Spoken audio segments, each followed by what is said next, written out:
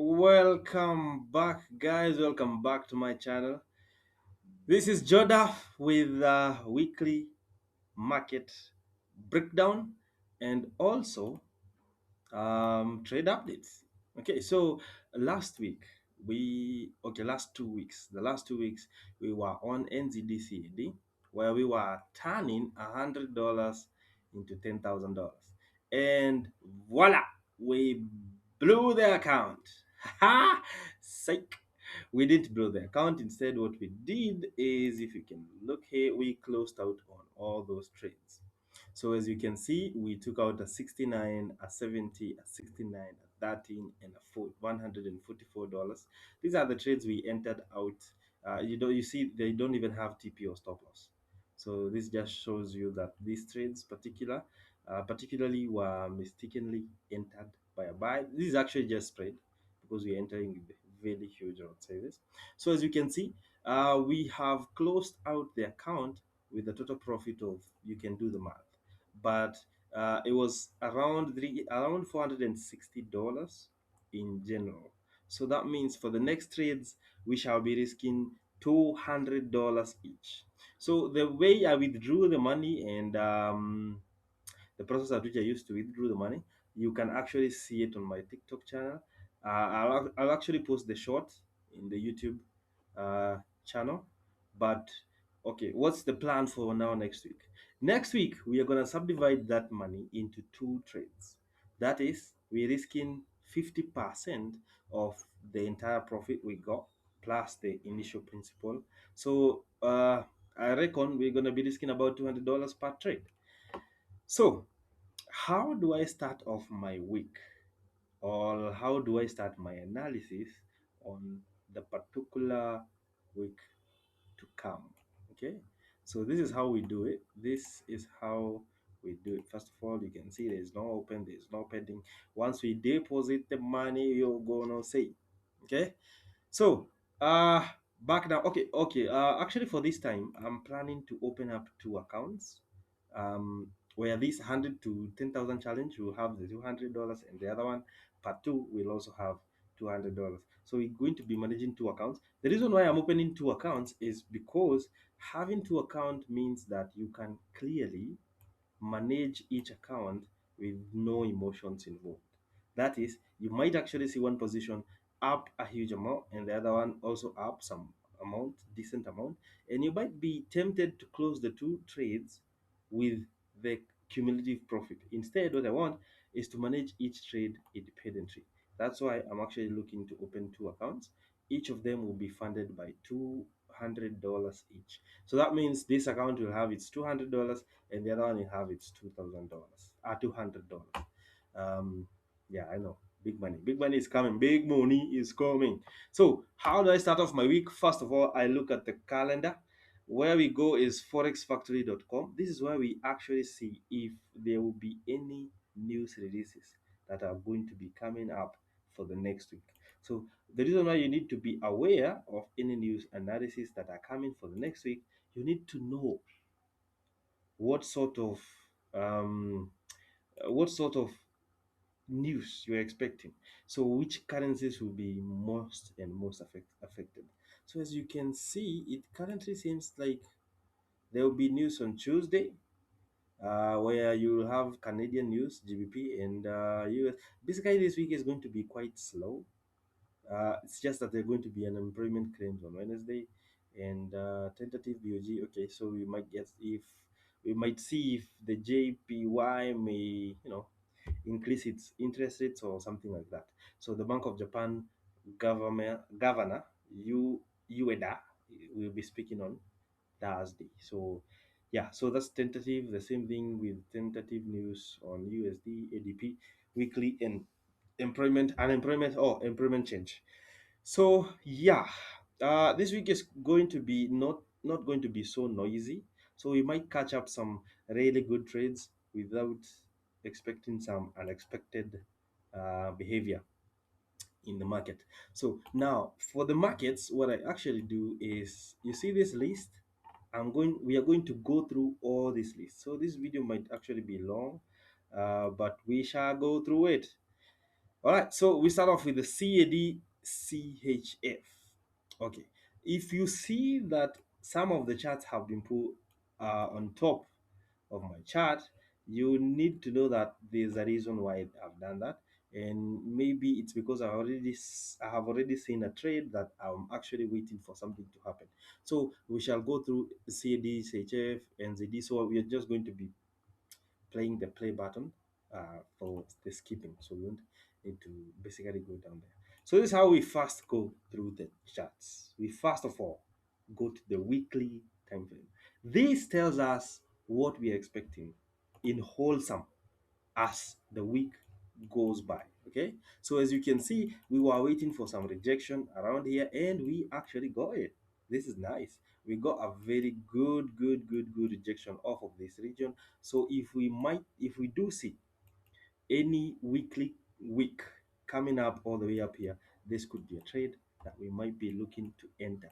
So what shall we do, or what shall we be expecting about this trade? So a while back, the reason why it's on top of my list is as I peruse through the charts, I put the charts which I'm expecting something nice to be happening. So for this particular chart, we were actually on a downtrend. If you can see this, we have been trending downwards where we have this market right there consolidating. We broke below that, we pushed back, retesting that area, broke below, test, retested the area again, we broke below, and now we have come to retest the area, and we have started seeing signs of rejection.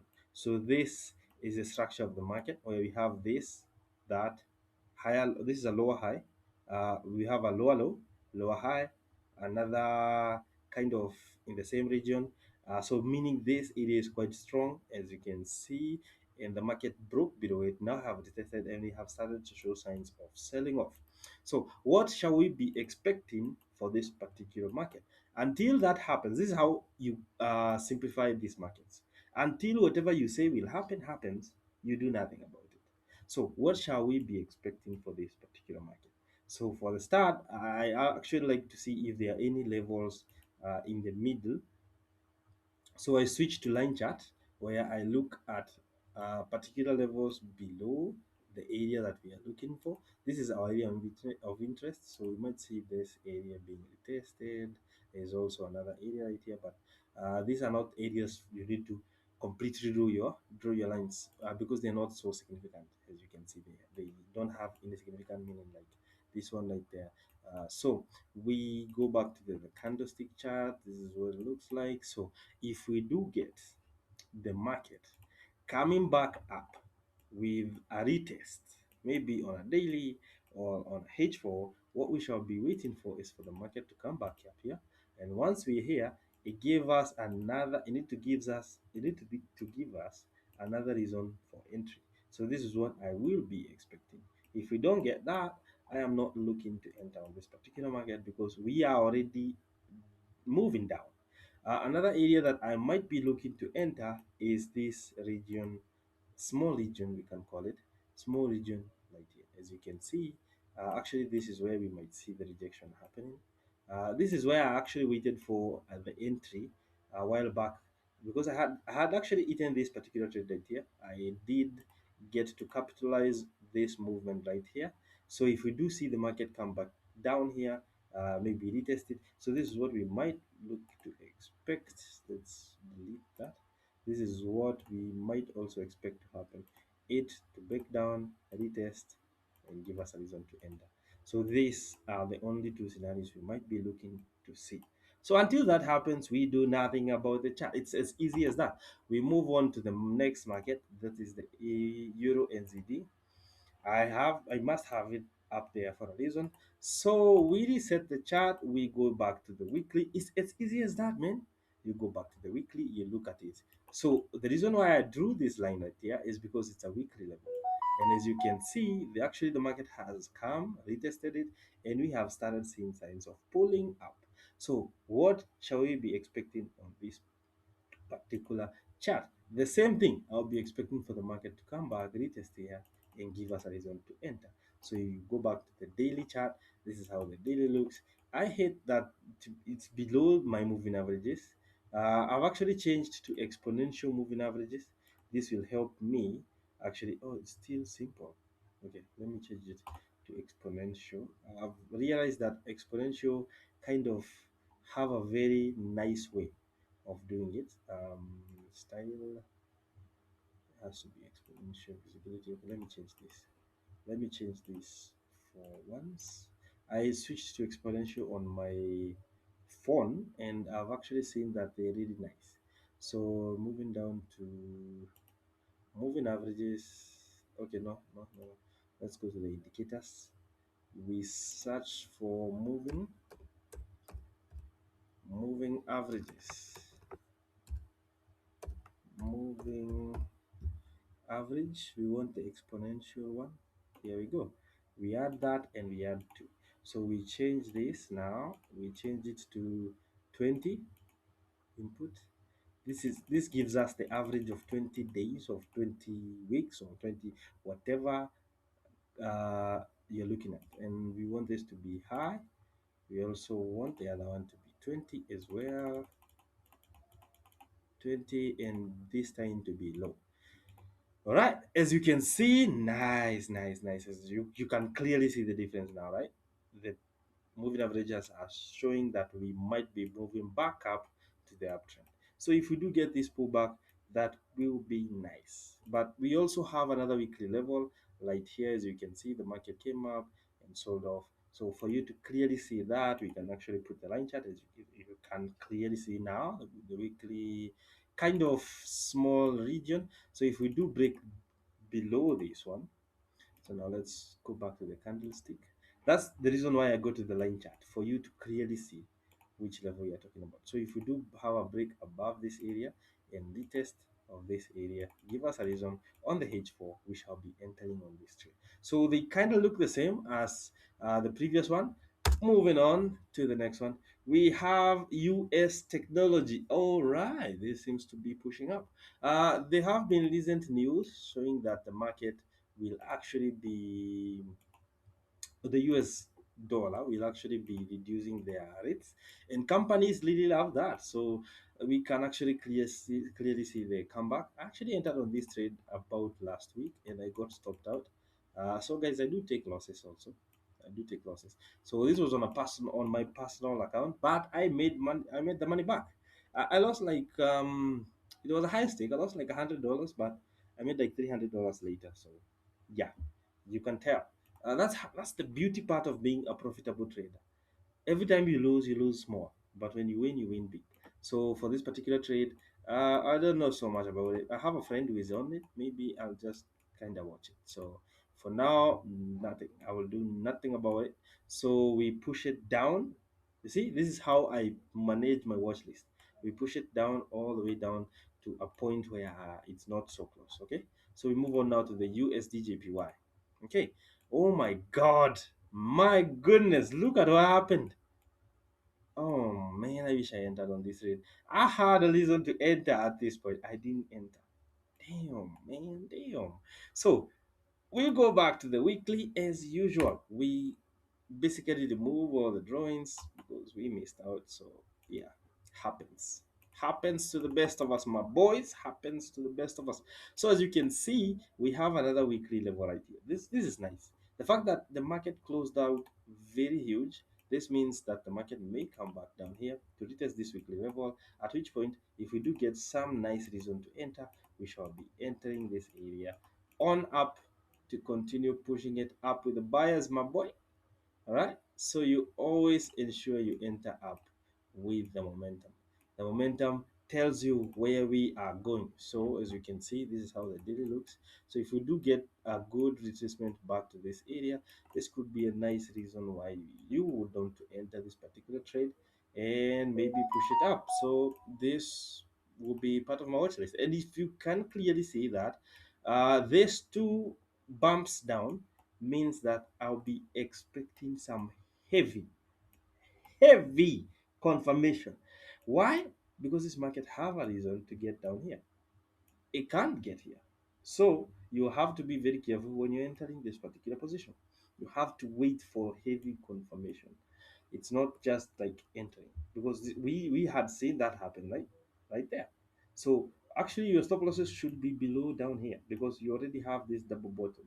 But yeah, what I'll be expecting, if we do see some good pull back to the neckline, we might enter this particular area. So until then, we do nothing. All right, we do nothing. So we move on to the next chart, the NZDCHF. This is the particular chain. Okay, this is actually the same as the chart we entered, because they do have NZD on them. And if you do know, CHF is one of the most strongest most strongest currency. So we might see some push down on this particular chart. So the same thing for this particular chart, since now we have broken below it, so we go back to the weekly. Since now we have broken below this area, what I'll be waiting for is for the market to give me a pullback back to this area. So this could be a trade that I'll be looking to enter next week. Like this is one of the, oh my god, this is beautiful. This is beautiful. So what we shall be expecting for this particular market is for the market to actually come retest this area or retest this area down here. So it could be any, okay, it could be this area or this area right here, but I'll be expecting this particular area right here because to me it seems much more safer. So moving on to the next NZD we were on this particular trade, but I'll be also expecting this market to give me a good retracement, at which point I will be entering. So if we do get this pullback, maybe back to this area right here, let me go to the daily chart for you to clearly see. So if we do get this market coming back to retest this area, I may be looking for reasons to enter, at which point I will enter. So I'll break down now in short which particular chart I'll be looking at. The reason why I'm swiftly moving across the charts is because I like making 20 minutes videos. So yeah, bear with me. Um, Moving on to the GBP AUD. Oh, I don't like it. I don't like it. I don't like it. I don't like it at all. So we already have our TP hits on that one. This is AUD NZD. It seems like I already have a reason why what I will be waiting for. So until then, we do nothing.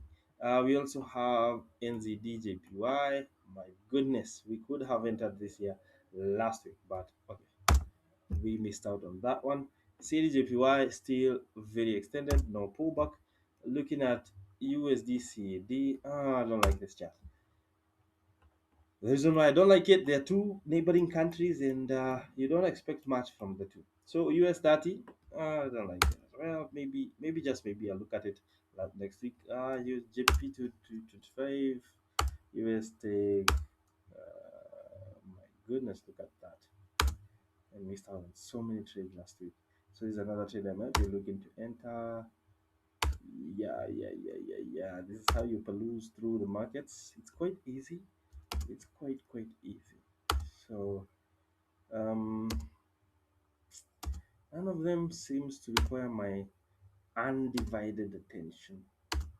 It's just the basic ones that we have touched across. Those are the ones that seems to be really waiting for me, and we are back to the top of the chart again. So I'll make now a video at which looking at what particular currencies I'll be looking to focus on this particular week. So stay tuned for that.